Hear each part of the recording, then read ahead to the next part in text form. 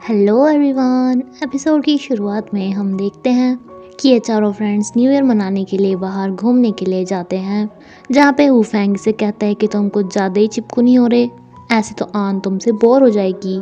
इन दोनों की इसी बात पे बहस हो जाती है कि मैं चिपकू नहीं, तुम बोरिंग हो वगैरह वगैरह।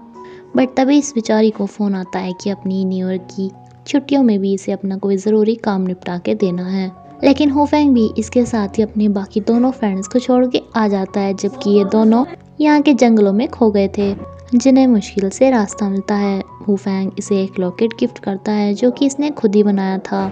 सुई से पूछती है कि तुम्हें बुरा नहीं लगता क्या कि तुम्हें अपनी पिछली लाइफ के बारे में कुछ याद नहीं है। ये इसे कहती है कि मैं तो चाहती हूँ कि मुझे वो सब कुछ कभी याद ना आए, बिकॉज मैं अभी काफ़ी हैप्पी हूँ। वैसे तो ये जेल जा चुका था तो इसे नौकरी मिलनी काफ़ी मुश्किल थी, लेकिन हुफैंग की वजह से इसे पास के रेस्टोरेंट में काम मिल जाता है।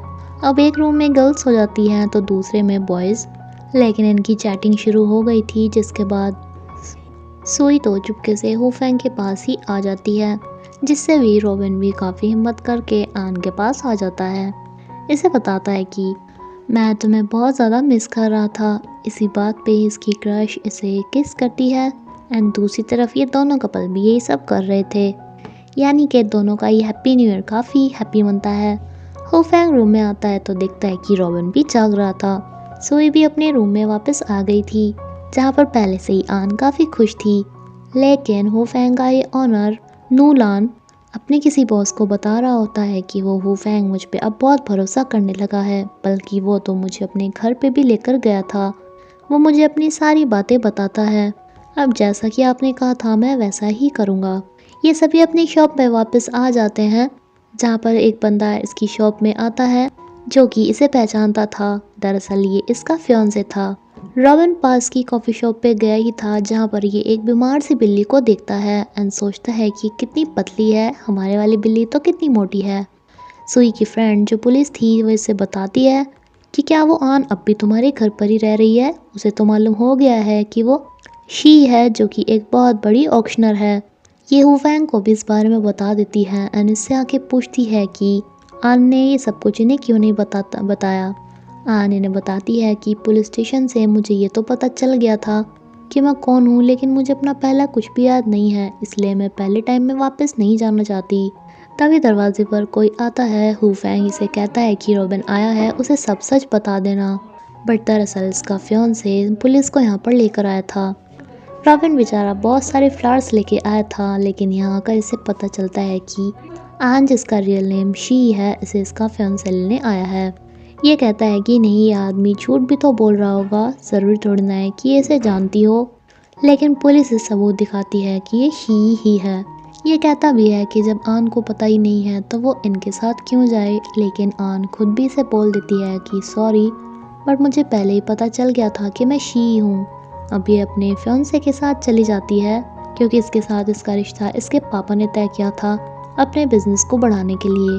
रॉबिन तो अपने ब्रेकअप के बाद बहुत ज़्यादा सैड होना स्टार्ट हो गया था, जबकि ये अपनी पहले वाली लाइफ में वापस आ चुकी थी। ब्रेकअप के दूसरे दिन ये पागलों की तरह इन अंधों को फोड़ने पर ही बैठा होता है, एक के बाद फोड़ते ही जा रहा होता है। तीसरे दिन ये शराब लेकर बैठ जाता है कि जैसे मैं हर ऑब्जेक्ट के बारे में बताता हूँ तो अब शराब भी पी के इनके बारे में भी बताया करूँगा। लेकिन चौथे दिन काफ़ी अलग होता है। ये पहले की तरह आता है, सभी को कहता है कि चलो सफाई करते हैं, एंड कुछ ज़्यादा ही सफाई करना स्टार्ट कर देता है। ये बिस्तर तय करके सफाई में इसके साथ हेल्प कर रहे थे। पाँचवें दिन हुफैंग से पूछता है कि तुम्हें मेरा लेटर मिला क्या। सुई पूछती है कि कैसा लेटर, तो रॉबिन से झूठ में ही बोल देता है कि इसको ना लव लेटर्स आते हैं। कॉलेज टाइम में बहुत ज़्यादा फेमस था, लड़कियां अब तक इसे लव लेटर्स भेजती हैं। हुफैंग किसी तरह इसका मुंह बंद करके यहाँ से इसे भेज देता है, लेकिन सुई काफ़ी गुस्सा हो गई थी। अभी तो ये अपने काम पर चल देती है। दरअसल एक ऐसा ही लेटर इसने बचपन में अपने ओनर के पास देखा था, जिसके बाद से ये लेटर इसके पास भी आने स्टार्ट हो गए, लेकिन इनमें कुछ भी लिखा हुआ नहीं होता। ये इन्हें देख ही रहा था कि रॉबिन यहाँ पर आ जाता है, जो इसे कहता है कि तुम वैसे तो मेरे बेस्ट फ्रेंड बनते हो एंड तुमने इन लेटर्स के बारे में मुझे कभी नहीं बताया, तुम क्या सीक्रेट छुपा रहे हो। ये इन पर अलग अलग केमिकल डाल के एक्सपेरिमेंट करना स्टार्ट कर देता है कि देखते हैं किसी केमिकल से तो दिखाई देगा जिसके ऊपर लिख रहा हो। सुई की ऑफिस में एक बंदा इससे काफ़ी चिढ़ा करता था, जिसका आज कोई लोग फंस जाता है। ये हुफैंग को बुलाता है। ये सुई को काफ़ी ज़्यादा डांट रहा था। हुफैंग इससे इशारे से पूछता है कि अच्छा यही है क्या वो। सुई तो इसे मना भी करती है, लेकिन जब ये बंदा हुफैंग को छोड़ने के लिए जाता है तो हुफैंग इसे कहता है, अरे आप तो वही सुई है ना, फर्स्ट टाइम मैंने जब आपको देखा था तो आपने एक लड़के की कितनी बुरी तरह पिटाई की थी। बेचारा अब तक अस्पताल में पड़ा हुआ है, आप पे इतनी अच्छी फाइटिंग कहाँ से आती है।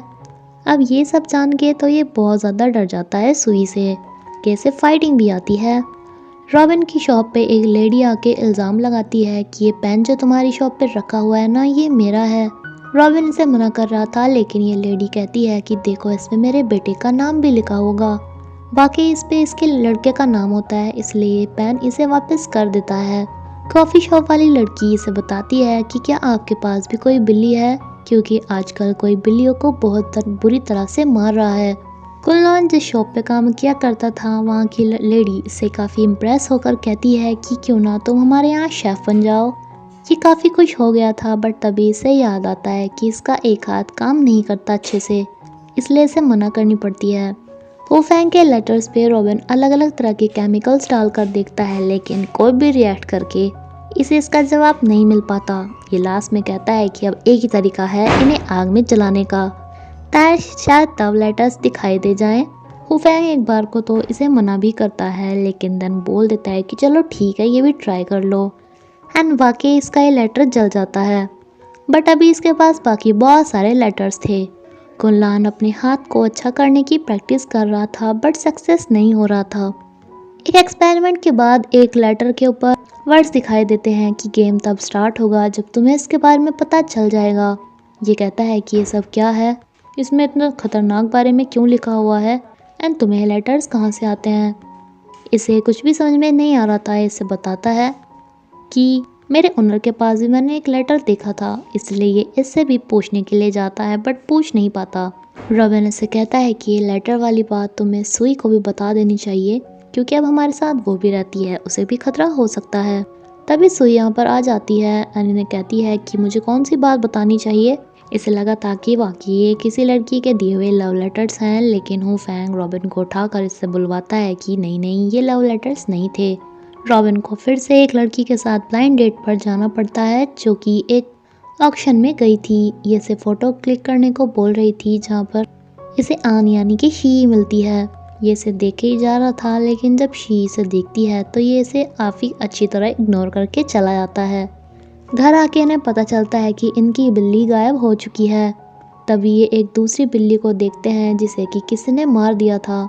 ये काफ़ी ज़्यादा डर गए थे एंड सभी लोग बोल रहे थे कि इन्हें हुफैंग के उस ओनर कुल्लान पे शक है, क्योंकि वो बहुत ज़्यादा अजीब है। वैसे भी वो जेल से अभी छूट कर आया है। रेस्टोरेंट में काम करने वाली एक लड़की भी इन्हें बताती है कि हाँ, जब मैं उनके घर पर खाना देने के लिए गई थी तो मुझे वहाँ पर खून दिखाई दिया एंड अंदर से बिल्ली की आवाज़ भी आई थी। तभी एक छोटा सा फ्लैशबैक दिखाया जाता है, जहाँ पर वो पेन जिसे एक लेडी इनसे लड़ते हुए लेने के लिए आई थी, ये बंदा इस पेन को इनकी शॉप पर बेचकर गया था। रॉबिन हुफैंग को कहता है कि देखो, सबको तुम्हारे उस ओनर पे ही शक हो रहा है, तुम्हें इससे पूछना चाहिए।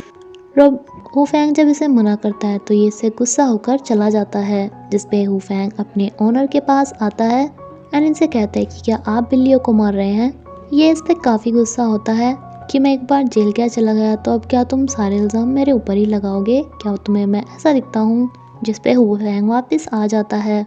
ये पेन देने वाला बंदा इन्हें बताता है कि पता है, जिस पे से मैंने वो पेन चोरी करके तुम्हारी शॉप पे बेचा था, उस टाइम उस पेन पर बिल्ली के बाल लगे हुए थे।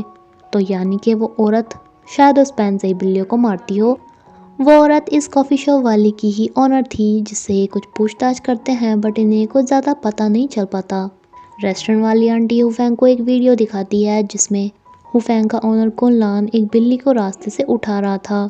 अब की बार तो इस पे पूरा शक करता है कि वीडियो में भी तुम ही थे, तुम्हारी कमरे के बाहर खून था, बिल्ली की आवाज़ भी। दैन एक फ्लैशबैक दिखाया जाता है, जहाँ पर ये पहले काफ़ी अच्छा बंदा था, जो काफ़ी ईमानदारी से अपना काम किया करता था, लेकिन एक बार जब ये एक सुनार की शॉप पे उसका लॉक खोलने के लिए जाता है, तो वो काफ़ी फुकरा बंदा था, जो इसे कहता है कि क्या फ़ायदा तुम्हारी इस आर्ट का, जिससे तुम 2-4 पैसे ही कमा सकते हो। ये देखो मैं तो सोनों से खेलता हूँ, तुम भी एक बार हाथ लगा के इन्हें देख सकते हो। इस बात पे इसे काफ़ी ज़्यादा गुस्सा आता है। एनी डिसाइड करता है कि ये उसका सारा सोना रात को चोरी करके बताएगा कि ये अपनी आर्ट के साथ क्या क्या कर सकता है। एंड इसने ऐसा ही किया था। हुफैंग ने पहले इसे समझाया, लेकिन जब ये नहीं समझा तो इसने पुलिस को बता दिया। आज भी ये कहता है कि मैंने कोई बिल्ली वगैरह नहीं मारी। तभी दाली एक बिल्ली को लेकर आती है कि आपने ये जो बिल्ली रास्ते से उठाई थी, जिसका आप पूरा ध्यान रख रहे हो, इसे मैंने पट्टी करवा दी है। यानी कि हुफैंग इस पे फालतू में ही शक कर रहा था, लेकिन इसकी स्माइल से हमें पता चल रहा था कि ऐसा नहीं है। एंड जब ये घर वापस आता है तो इसकी बिल्ली वापस आ गई थी, जो अपने साथ एक और बिल्ली को लेकर आई थी। रॉबिन जिसके साथ ब्लाइंड डेट पर गया था, वो इसके आके सिर हो जाती है कि तुम्हें मेरा बॉयफ्रेंड बनना ही होगा, हम दोनों एक साथ इतने अच्छे लगते हैं। लेकिन तभी आन आके इसे कहती है कि अपने हाथ इसके ऊपर से हटाओ। ये कहती है कि तुम कौन होती हो ये बोलने वाली, तो ये कहती है कि मैं इसकी गर्लफ्रेंड हूँ। ये लड़की कहती है कि कुछ भी क्या। तो आन रॉबिन को कहती है कि बताओ ना इसे कि तुम मेरे बॉयफ्रेंड हो। ये भी बोल देता है कि हाँ मैं इसका बॉयफ्रेंड हूँ, जिस पे ये लड़की चुपचाप चली जाती है। एंड आन इसे कहती है कि तुम ऑक्शन के टाइम मुझे मिले थे, तुमने मुझे इग्नोर कर दिया, हाई भी नहीं किया। एंड इस के साथ एपिसोड यहीं पर ही ख़त्म होता है फ्रेंड्स। अगर आपको मेरी वीडियो अच्छी लगे तो प्लीज़ लाइक करिएगा। Thank you.